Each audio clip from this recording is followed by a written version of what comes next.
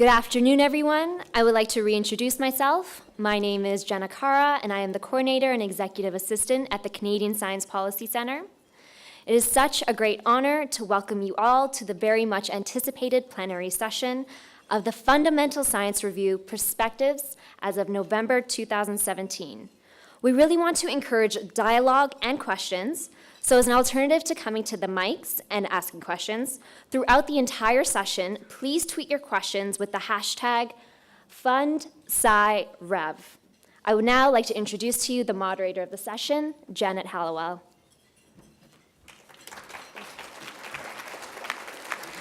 Thank you so much, Jenna. And we're going to try the hashtag approach. And those of you who don't tweet, there will be an opportunity to have one or two questions at the mics. I want to very briefly introduce our panelists. You all know them, I'm sure. Art McDonald, Rémi Quirion, Martha Crago, and David Naylor. And if you need more information, you have not been in touch with the world recently. What we are looking at here is very much an armchair discussion. We will not have opening presentations. So let me just tell you how this is going to unfold. I'll have a few brief introductory comments. Then I will turn to the panel with a few questions, and hopefully they will be well behaved and ask them and respond in very crisp, focused fashion. The academic lectures we might have to intervene on. Then we'll open up for the questions and discussions with the participants. We've only got an hour.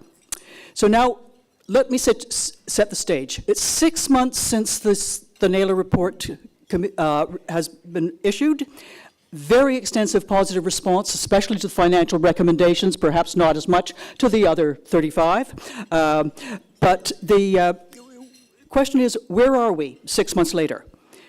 Now, we do know that while we're still awaiting a final federal response on funding from the federal government, and that's obviously all eyes are on the forthcoming budget, the government of Canada has started to take some steps.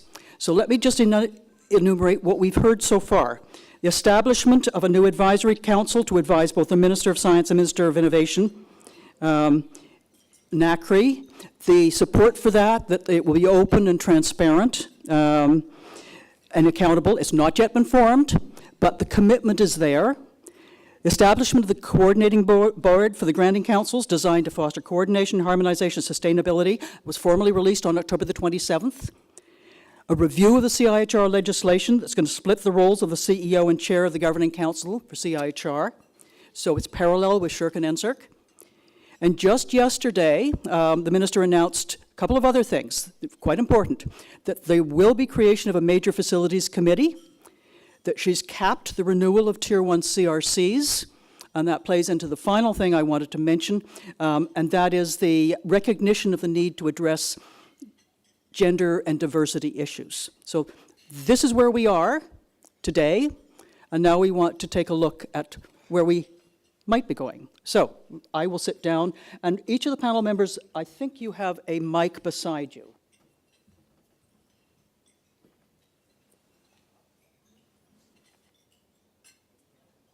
The real question is the technology working? Yes? Okay, good. Well, all right. With that being said, now, the report, David and colleagues, made it very clear that your set of recommendations was an integrated package, that the health of our research ecosystem requires both increased investment in investigator-driven research through the tri-councils and some significant changes in coordination and other activities within the system. So, first question, I'm going to be pinpointing some of our panel members so not everybody answers each question here. First question is, and David, you first, speak to why both sides of the coin need to proceed together. Thank you, Janet. The first point I'd make simply is that if, as was obviously the case from the benchmarking we did and the history we're all familiar with, there had been accumulation of several years of shortfall in funding and a big hole that had to be filled, it meant inevitably there would be a substantial financial request attached to recommendations. You would ask for substantial funds from the public purse, from your fellow taxpayers, seems sensible to think about governance and accountability. So that was a starting principle. And improving that makes sense. The second thing that was clear to us is those years of being buffeted, push toward priority-driven research and innovation, the constant scramble for resources, had meant that the three councils had a lot on their plates. And looking at the variations that emerged in things like funding rates, programmatic architecture, practices of peer review, and so on, we saw a lot of variation that seemed to go beyond that, which you might reasonably expect on a disciplinary basis. So many points that you'll see in the report reflect not only our examination of the councils and their workings, but also our examination of international systems, which had, such as the DFG in Germany, approaches to dealing with the granting cycle that were quite unique and very appealing. So it seemed to be a good moment to pause and say, new money, let's think about some better ways of going about things. The last and third rationale was simply that we were very concerned about what was happening to the prospects for early career researchers. You mentioned diversity and equity concerns, gender equity among them. Obviously, the new generation of researchers looks a lot more like Canada than the generation to which the four of us belong. And so anything that came into play should have some built-in focus on bringing along the trainees and students, supporting early career researchers, making sure that there were these diversity and equity considerations baked in. So there were three reasons why we went there. The one caveat, the big asterisk I want to put up, though, is this. Steps have been taken. You can argue about whether the configuration of the coordinating council is optimal. I wouldn't be surprised to see it change over time, but it's a very important step with a mandate. NACRI will be announced soon enough. What is so important is that we have the following warning, and I'm going to do a word picture here. Just imagine we have a big flashing yellow light, we have skull and crossbones, we have a danger sign above it. Then below it we have two, let's say, to friends and colleagues in the Prime Minister's office, the Privy Council office, the Treasury Board Secretariat, and the Department of Finance. And then we have the body of the message, which is there is a demonstrated, benchmarked, urgent need for a major multi-year boost to funding for science in the extramural ecosystem. Please don't even think of justifying further delay in investment on the grounds of inadequate governance and accountability. Let's improve it, but we can't hold up the money. We're already improving governance. Let's go on with spending and making the system better. Art, would you like to add anything to that? And also at the same time, speak to the consequences of acting only on the low-cost items. Well, our primary recommendation in the report was, in fact, additional funding for investigator-led research, which the minister emphasized substantially as being something she's interested in supporting. That alone has a significant impact on diversity for the reason that David just mentioned. We have roughly 50-50 in terms of female and male assistant professors in universities, whereas when you get to the tenured ranks, you're talking about 25-75 in terms of women versus men. Simply making it possible for early career researchers to have access to new money for dealing with the low success rate, for example, in CIHR, something like 14%, or the low average grant size at NSERC, which is on the order of $34,000, not enough to even hire a single postdoc, will automatically make it possible for the younger people to not be discouraged, as apparently a very nice study was done by the Global Young Academy, which indicates that in fact people are being discouraged. There were other positive things that were mentioned in the minister's speech last night. The comment that reflect the sort of recommendation, well, another set of recommendations that we made. She mentioned the difficulties that are occurring for major facilities associated with operating funds. And that is, by and large, due to the requirements for matching. for such facilities. The recommendations we made in the report was that matching is something that should be evaluated on the basis of what the local impact is when you require local matching.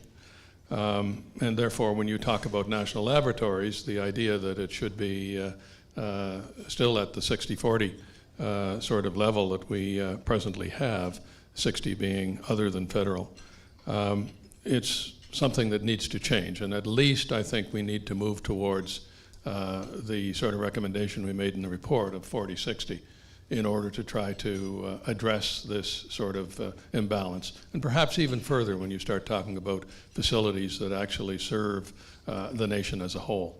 So I think the fact that she mentioned these problems, I'm very hopeful that that's another of the recommendations that is something that will be considered seriously by the government as we go forward. Rémi. Oui, tout d'abord, je voudrais remercier les organisateurs du congrès ici, là, de nous avoir réunis, de faire une mise à jour, les discussions du fameux rapport Naylor, the infamous Naylor report. Tout le monde a travaillé très, très fort sur ce rapport-là, plusieurs avec vous. Donc, ça a été fait avec vous, ça a été fait en consultation avec la communauté des chercheurs, les policymakers, etc. Donc, très important de continuer à travailler avec nous. Maybe one analogy, and I agree with what was said earlier by the two colleagues. For me, the analogy is a little bit like a puzzle, un casse-tête. Et un casse-tête, c'est toujours difficile à réussir, tout le moins pour des francophones. Puzzle may seem a bit easier, but a puzzle, the few pieces of the puzzle, let's say the low cost, easy. You find them very easily. The last one, often a bit more difficult. You have to find the right one, the right formula, the right structure of them. But then when you find them, that's kind of the eureka moment. That's when it paid off. That's when Canada could get a lot of payback, international partnership, large strategic initiative, training of the next generation of scientists, money for investigators. So I think we need to keep that as a global thing, the global ecosystem. Yes, of course, there is many recommendations, but I think us as member of the committee, we thought quite a bit about it and we really saw that as an ensemble, not a piece saying you do A and then maybe B, but not necessarily C. That should not be the way it works. So it should be seen as an ensemble, as a puzzle that you want to solve. At the same time, and I think that concept of an integrated whole is really important. I've heard rumors that there's discussions around sequencing. So Martha, what will be the consequences of sequencing? What would you react to that? Well, I'm just going to focus on a couple of things. I have to say I agree with David that there must be more money for the councils. There must be. You can't avoid this. And one of the reasons you can't avoid it is often overlooked. I ask CIHR and I ask NSERC, what percentage of grant money goes to graduate students to support them to have food on their table? It's 50% from CIHR. It's 60% from NSERC. If you want the future, you have to invest in these graduate students, and a large portion of that money to the councils goes to graduate students. And I think we overlook that. We think it's all the jars of chemicals in the labs. It's not. And that's the future generation. And 50% of graduate students are women now and above. And so if you want that equity, you have to keep them able to eat. And this is a big chunk of money that's going to them, and we have to keep that money there, and we have to make sure we have enough, and that we're able, because that's money that brings international students and can go to international students. So we have to make sure we have money for that population of students. There's a brilliant report about to come out of the University of Toronto that I saw a draft version of, called 10,000 PhDs. And it's what's happened to the PhDs from the University of Toronto from 2005 to 15. It's spellbinding. And the greatest news out of it is we're becoming a knowledge-based economy. You look at where they are. They're in universities, they're in industry, they're in government. That's what it means to become a knowledge-based economy, that they're spread over a range of jobs, and they're staying in this country, and international students are staying in this country. So it's a very powerful document, and I think we can't forget the students. So I'm not even taking apart this sequencing. I'm going to talk to you about the other area that I think a lot of people, unless you're in university administration, want to just sort of forget about. And that is what people of my age call indirect costs. The government calls research support fund. And I somehow get that RSF backwards, and I call it FSR, full support of research. So I'm always making that mistake, because to me, that's what it is. So we have a logjam. Governments don't love this money, probably partly for political reasons. It's got not great ribbon cutting substance. It's not a great package to wrap up with a bow at budget time. It is essential. And we have to find a way to, somebody said to me recently in Ottawa, well, we haven't solved this for 20 years, so what are we going to do? Wait for another 20? I mean, we must be creative about how we solve that log jam. And it's always the last one on everybody's list. It can't go on being the last one on everybody's list. It's as important as the other pieces. And yes, it is a big ticket item, but you could go after it incrementally over time. And we must. We cannot be at a rate of 20s, lower 20s and into the teens for a big university like Toronto with this kind of money when other countries are producing 40 and 50% support. So this is enormously important. It requires our universities to get more responsible with what they do with that money so they can show it. Believe you me, I think we built a chemical storage facility at Dalhousie. I would be happy to have a ribbon cut around a chemical facility. You could do it in a minute. You could put more personnel into your innovation offices, and we could have a great announcement. There's lots of ways to do it, but we need to say, what are we going to use it for in universities that's not prof salaries? And we need to be able to show that we did use it for that. I think we have to get responsible within the academy, and then we have to say to the government, look, we did these important things with it. Here's the proof that we did them. It's important money. Without it, we can't manage.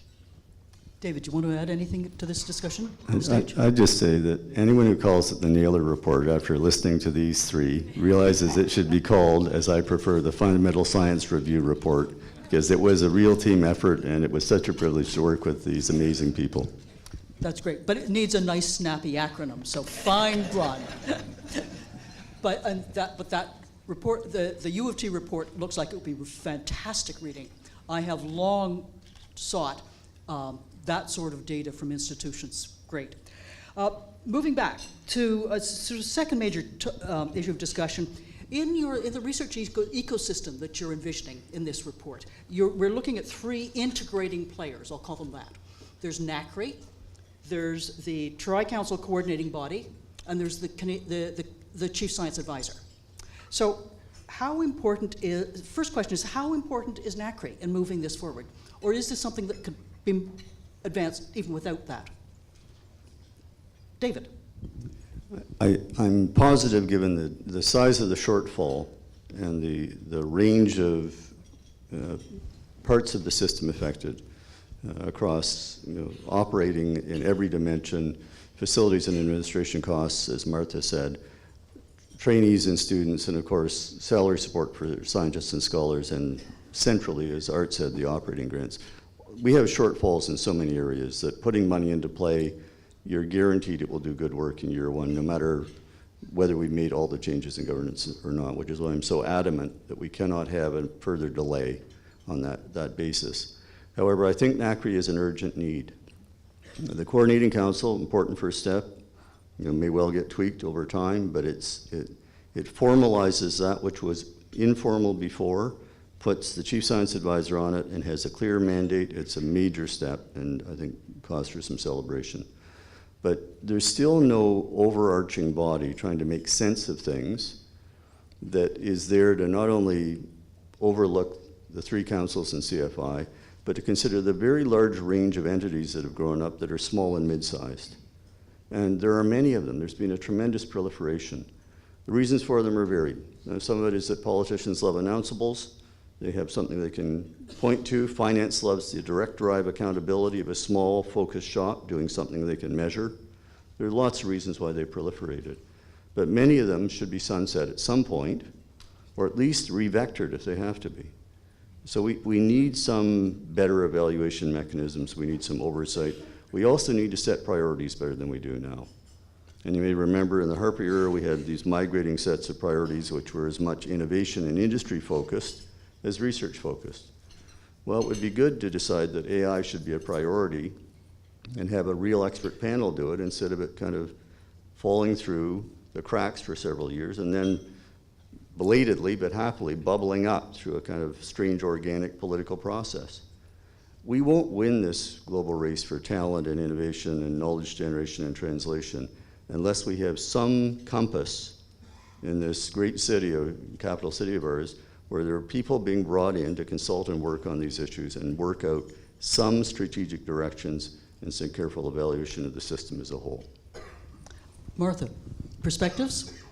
Well, David took words out of my mouth, but I'll find some more. And one of those words was, we had this day which we spent with somebody from the the DFG of Germany, their research council. And one of the striking things that happened there, and of course a lot of this was provoked by World War II and the nastiness that happened to government-dictated science.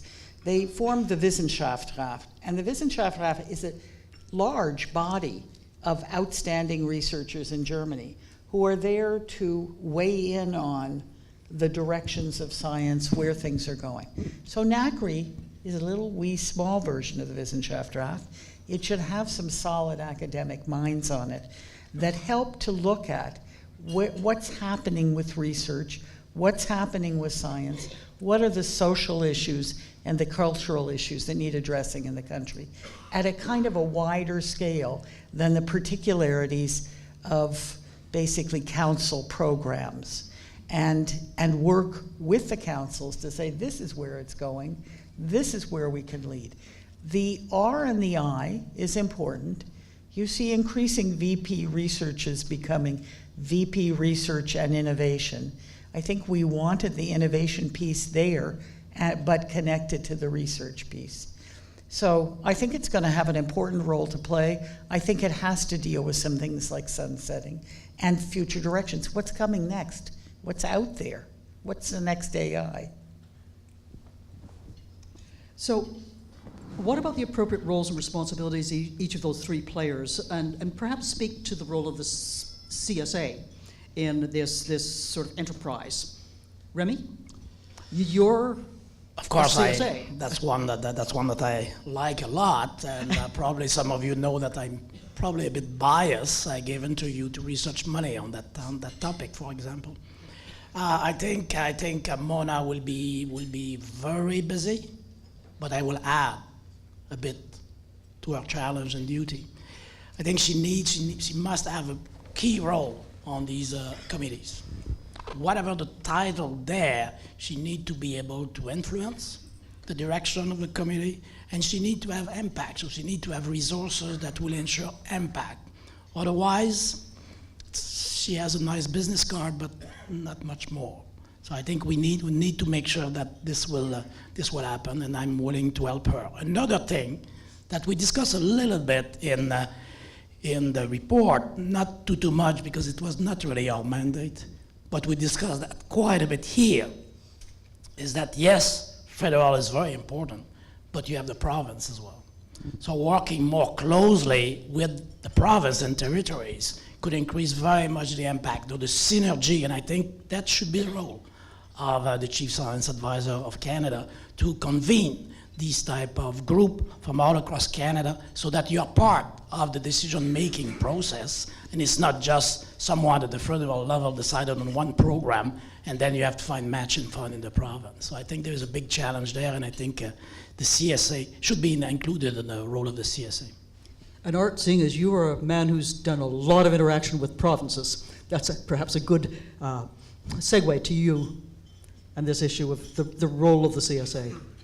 Yeah, I think that the NACRI will be of value to the CSA in terms of having links to the academic community. The formation of it is, our recommendation is that there's a significant academic presence on it, as well as industry. It is a both research and innovation committee. This is something that has worked extremely well, in addition to Germany, also in the United States. Our review is the first in 40 years, it is said, of the detail that we went into, which we were asked to do.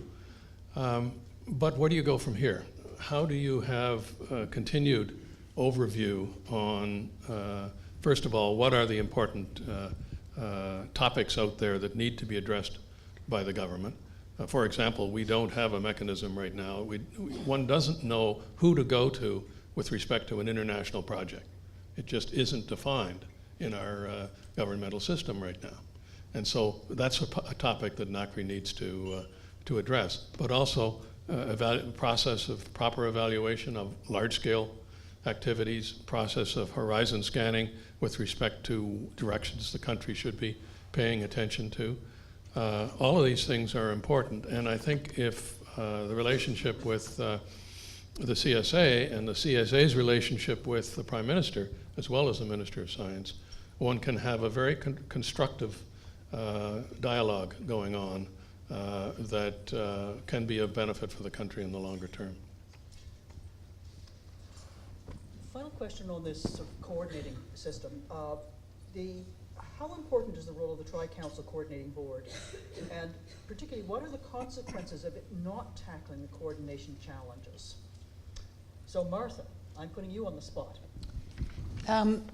So we have some excellent councils. I've been at this coordination issue now for about 20 years. It started by me rapping on the doors in Ottawa and saying, you know, language studies have a health component, a cognitive science component, a SSHRC component. We need funding from all three councils to do some really interesting projects. That would be my BlackBerry ringing. You can go get it and turn it off. And here we get the whole 9 yards. It built to a wonderful crescendo, though. It does, and it'll just go right on getting louder. So that was always very frustrating to me. That was happening to me at the same time that Quebec had something called FCAR, which funded only team research. And I'm telling you, we built brilliant teams. So we had great teams. We could never get that kind of money that went across disciplines out of Ottawa. I did get something once. It was $1 million from MRC and $250 from SSHRC. But you know, these were two separate big fat proposals that were only hooked together kind of like after the fact. It was not one proposal.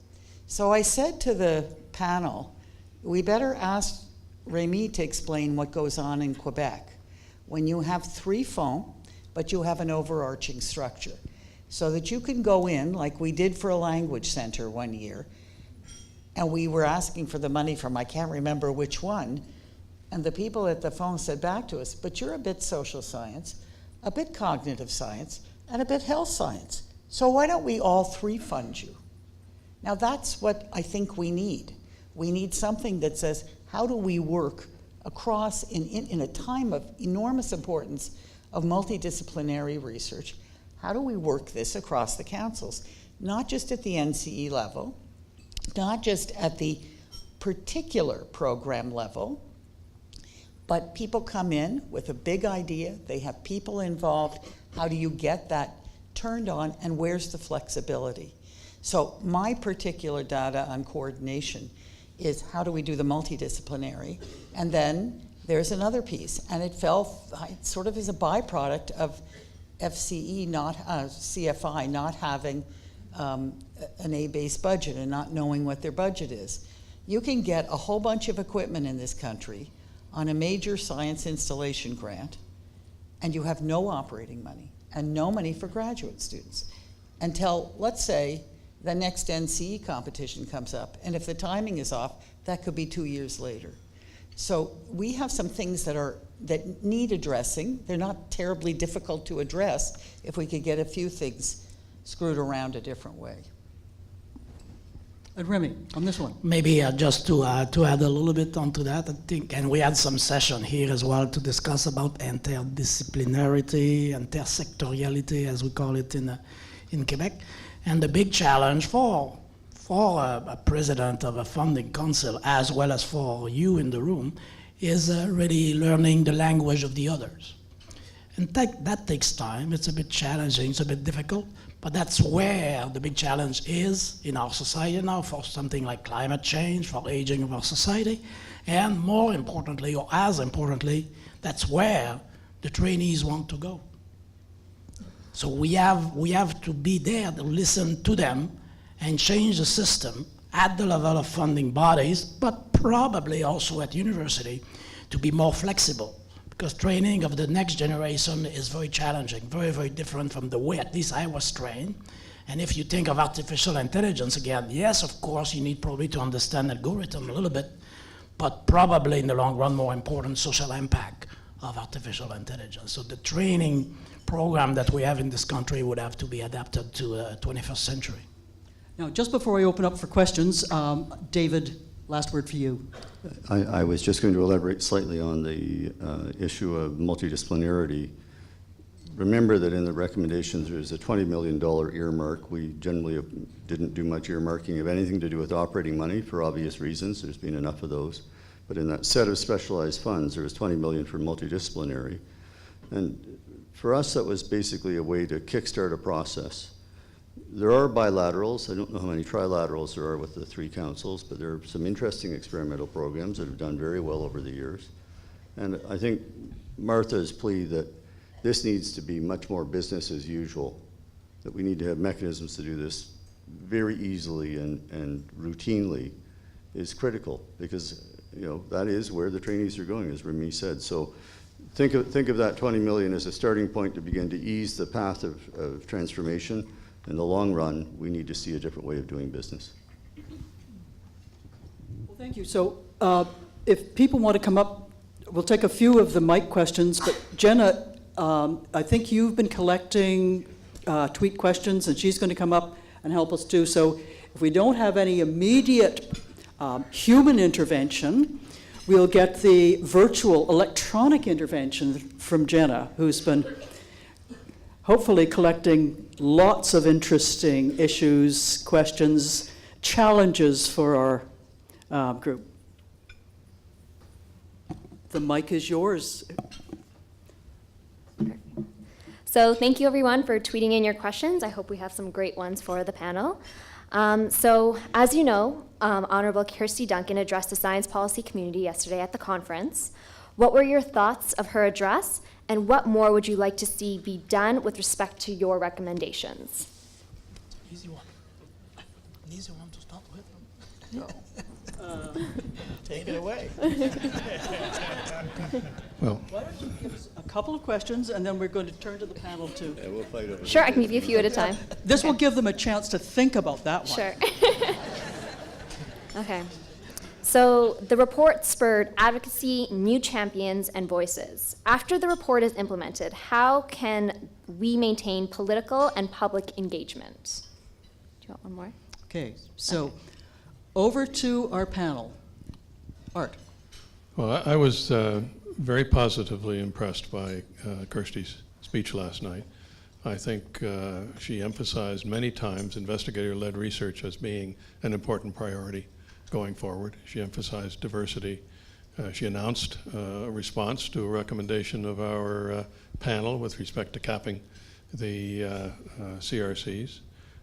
She also indicated that she will be establishing what we called NACRI and a major research facilities committee to recommend how to deal with, hopefully, as we suggested, cradle to grave sort of approaches to such entities.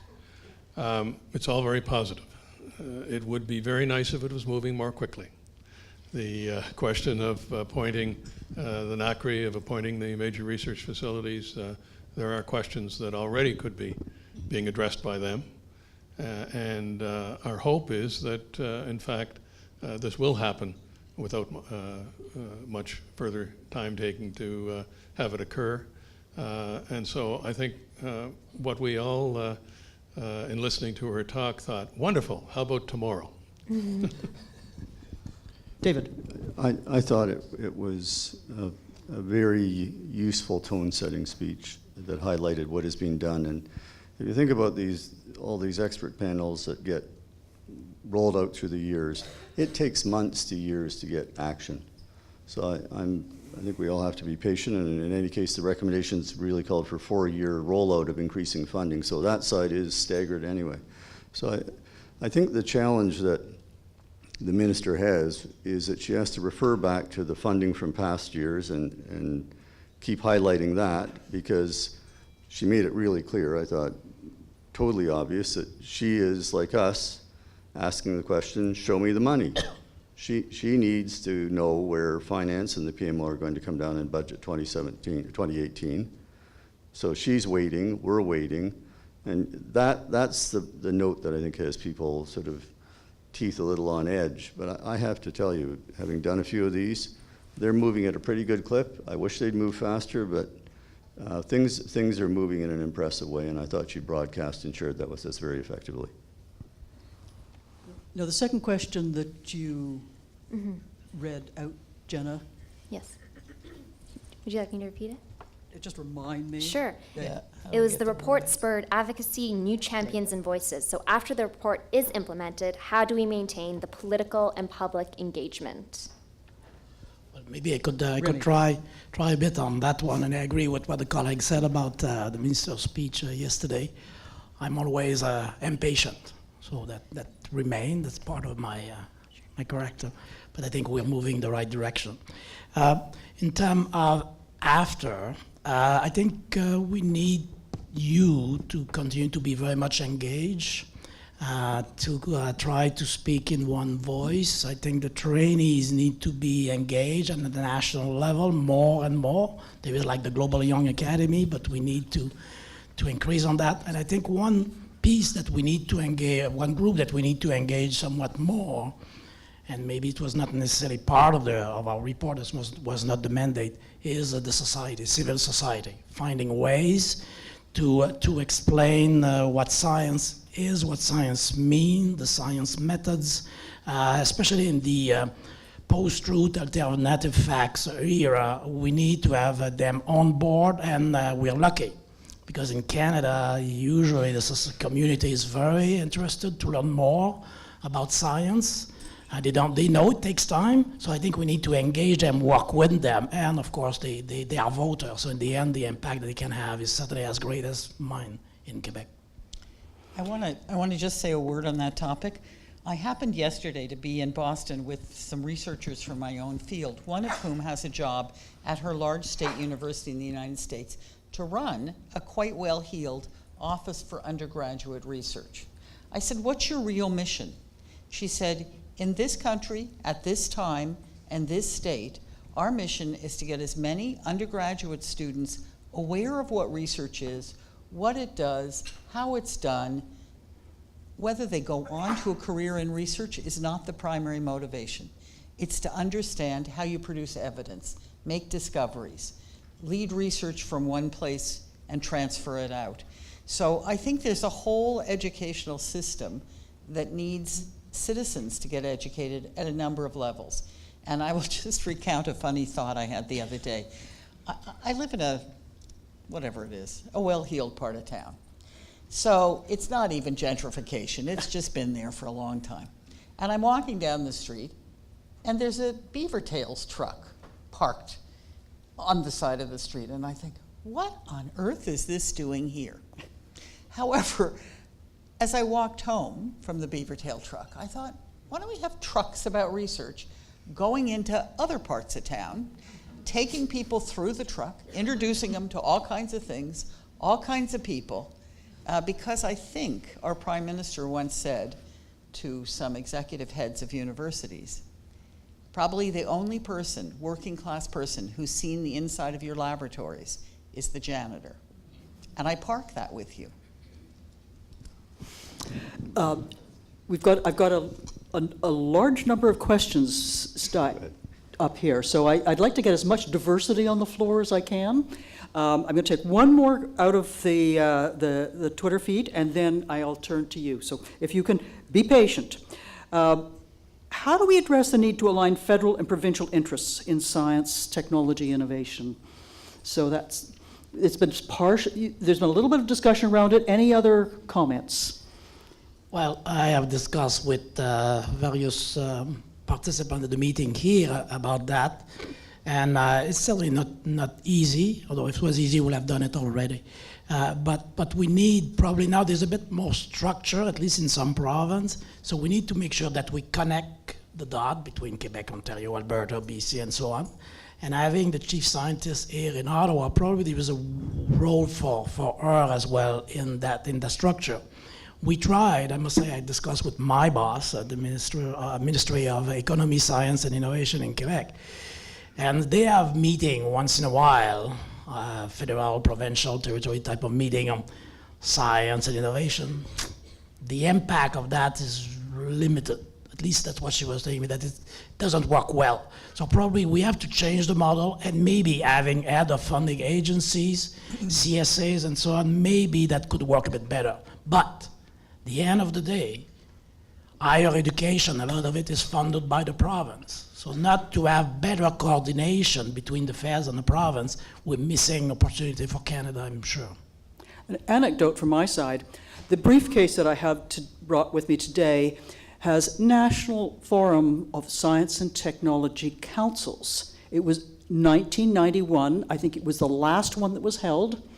And it did have representatives from each of the provinces and the federal government actually working harmoniously together. A different time, different era. I promised you I'd give you the floor. Thank you.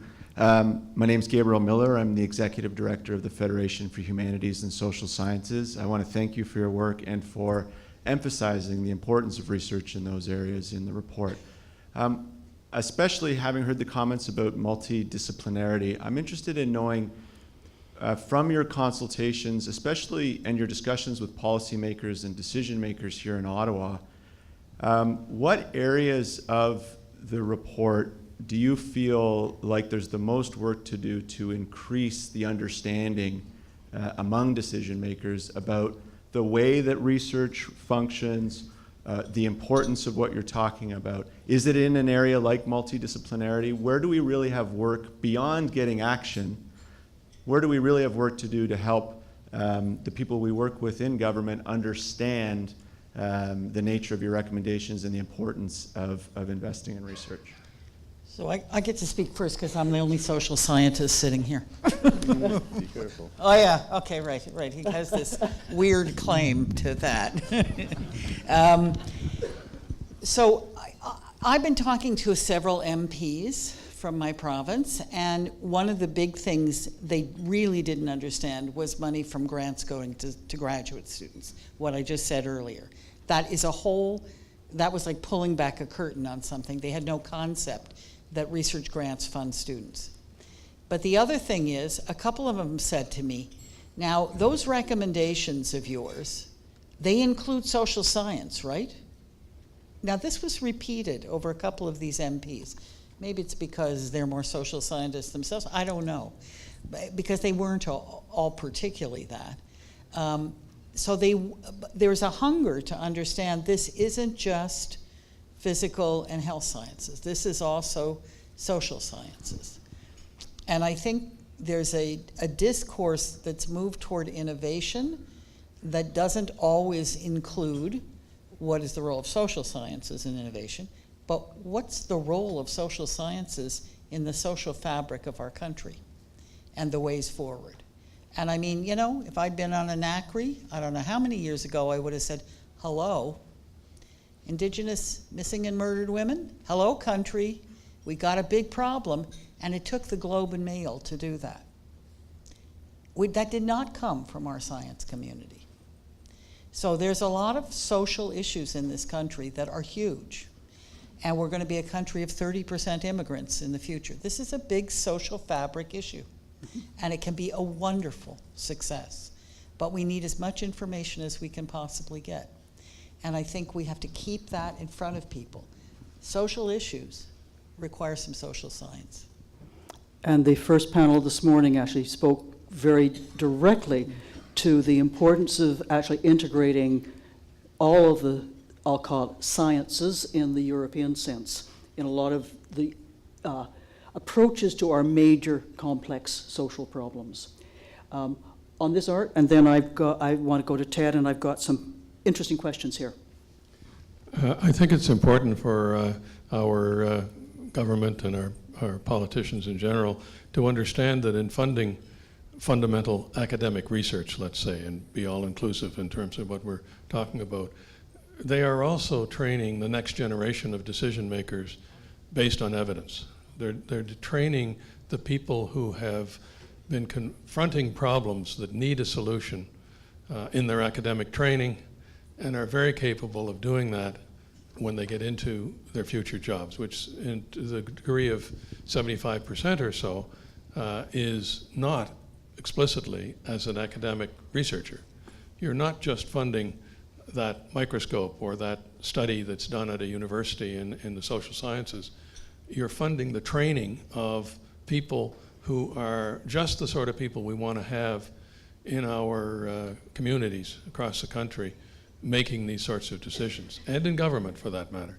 And so the idea that research is a way of training people to be able to make such decisions needs to be more understood, I believe, in terms of where this money is going. Perhaps the U of T report on graduate studies might do that, or the PhDs. Ted. Thank you. My name is Ted Hsu. I'm the guy who 2 years ago moved the motion on the floor of the House of Commons, which resulted in a campaign promise, and then which resulted in the appointment of the Chief Science Advisor.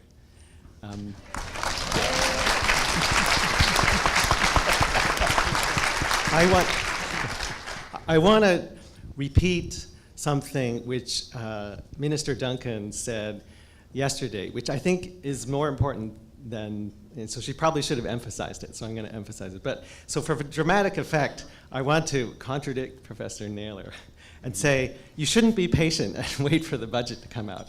What you need to do is what Kirsty Duncan asked you to do yesterday, which is tell your stories. Tell your stories about what your research is about and why it matters and how it's tied to funding. And you need to do that between now and when the budget is written. I think that's very important. We agree. Kirsty mentioned it at the end of her remarks. She said, tell your stories. She was not able to say, tell your stories and explain how it's tied to funding. I think maybe inappropriate for her to say that, but I can say that. And I think that, because I think that it's going to, if it doesn't come up explicitly, it's going to cross the minds of people sitting in cabinet and the people sitting in the PMO. How many extra seats in the House of Commons does this funding decision get us? And the answer to that question depends on the job that we all do to talk about research, talk about why it matters, and explain how it's connected to funding. And you say, before the budget's written, and the budget is being written as we speak, so this is an urgent pursuit for all of us. Now, just changing the direction of a discussion, there's two questions I want to read together, if I can get this beast to work. Well, okay. Are there other ways besides funding that the government could support investments in fundamental science, for example, private-public partnerships? And another one that reads, what roles exist for the private sector to engage and collaborate? What tools will facilitate this engagement? So this is actually looking at the private sector engagement in fundamental research. So I'm interested in any reactions from the panel to this sort of double-ended, these two related questions.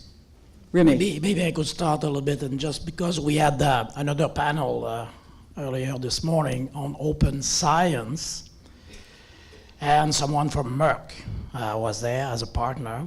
So for very early discovery, what most of us would call fundamental research, the industry is changing. So maybe some of the big guys can be there and will fund non-targeted research. Of course, at some point, they go with patents and all that, but maybe early on, it could happen.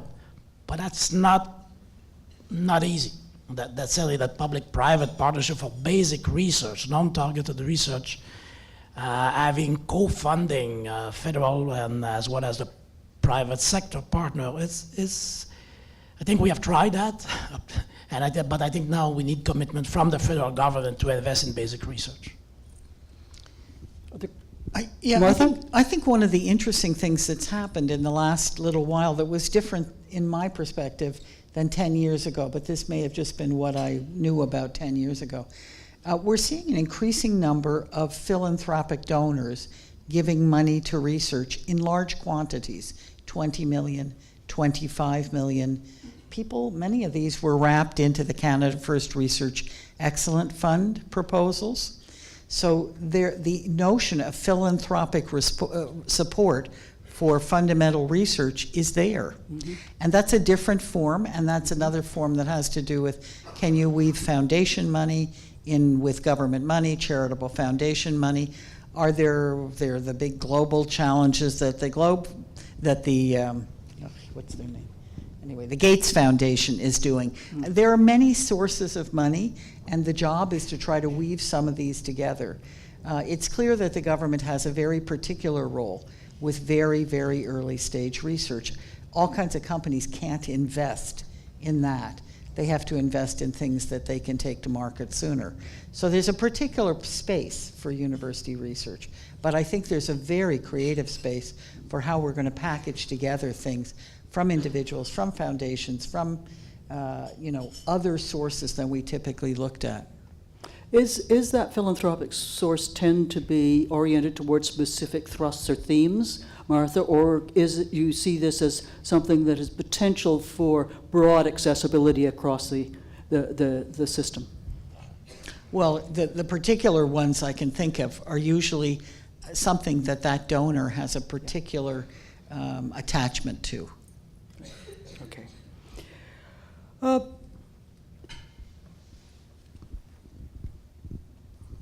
Next question. It revolves around the question of the balance between priority-driven and curiosity-driven research. And how do we actually assess, how do we monitor, how do we adjust that balance as we go forward?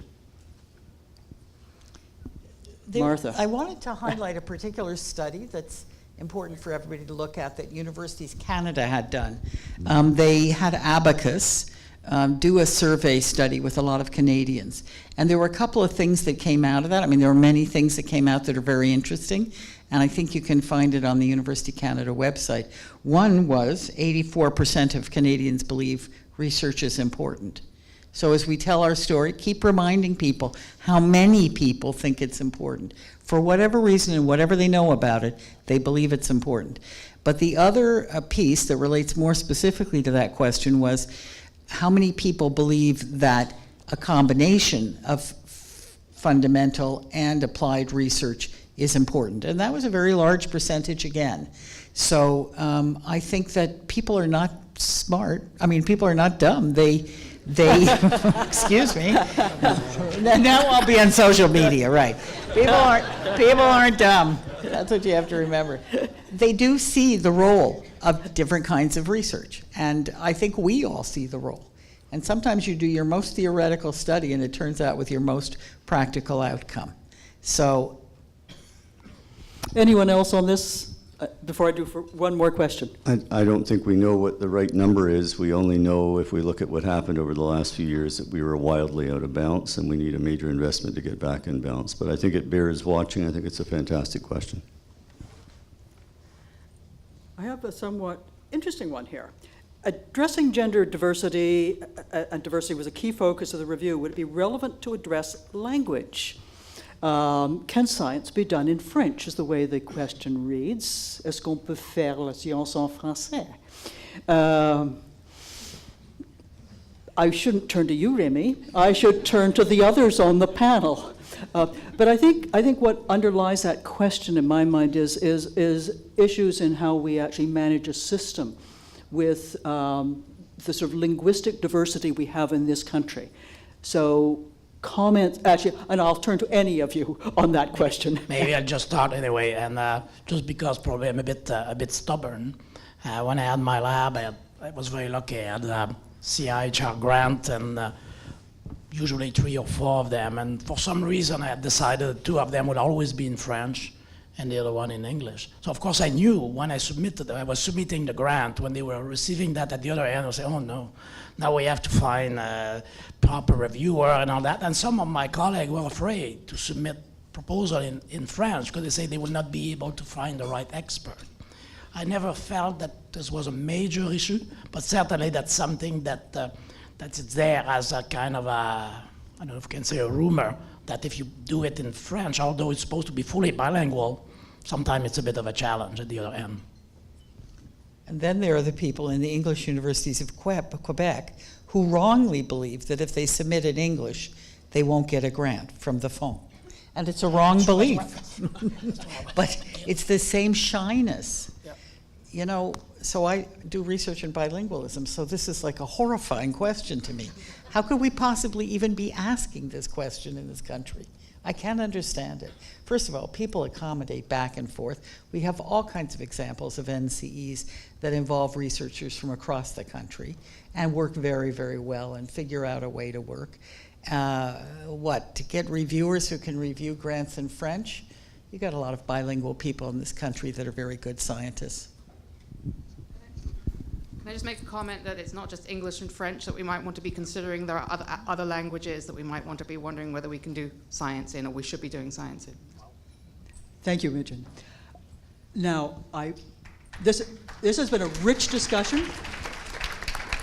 We have a number of other questions which we have not had a chance to put on the floor, but I do want to turn to the panel to give them the last bon mot, the good word, suggestion of advice, counsel, comment.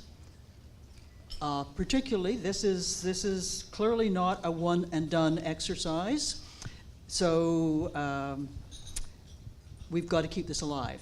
But any other comments on the panel? David. I believe that we're in a very important juncture now where the community has pushed brilliantly, not only to shape the report, but to respond to it. Obviously, the pressure needs to carry on right through. But I think the biggest question is, since this was a 4-year rollout of funding, how do you sustain it? And the report will disappear in a short order. That's the nature of the beast. And I think we have to fundamentally take this as a chance to retool the way we interact with civil society and with politicians. I think we all get that we have to change the channel now and engage in a different way. And I just want to make a point about how far behind we are in terms of the funding and the engagement. And it's just an example that I've now pinned down. And it's also sobering because we do a lot of kind of self-congratulation about how we're different from America these days. It's a wonderful change in tone in this country and in science. I love it. But here's a little cautionary note. President Trump wanted to cut the NIH budget by $1.2 billion for 2017. Congress voted to increase it by $2 billion, overturned his recommendation, and the Senate supported that. For 2018, Trump proposed a $5.8 billion reduction. This time Congress got a little shyer. They only increased it by $1.2 billion, which is a $7 billion difference from where President Trump wanted to go. And then the Senate came along and said, no, that's not enough. We want to put it back to $2 billion. That means for 3 years running, the NIH has had $2 billion a year increases, 16, 17, 18. On a proportional basis, that's equivalent to about $200 million a year going into CIHR as an increase, which has never happened in the history of CIHR. So the view that we can, eat sunshine is lovely, but let's understand, great nations are still investing in science in a big way, and the question in my mind is, why did that happen? It was bipartisan in the current climate, which is a difficult one, as others have said. The answer is, somehow science has been baked into the psyche of American lawmakers.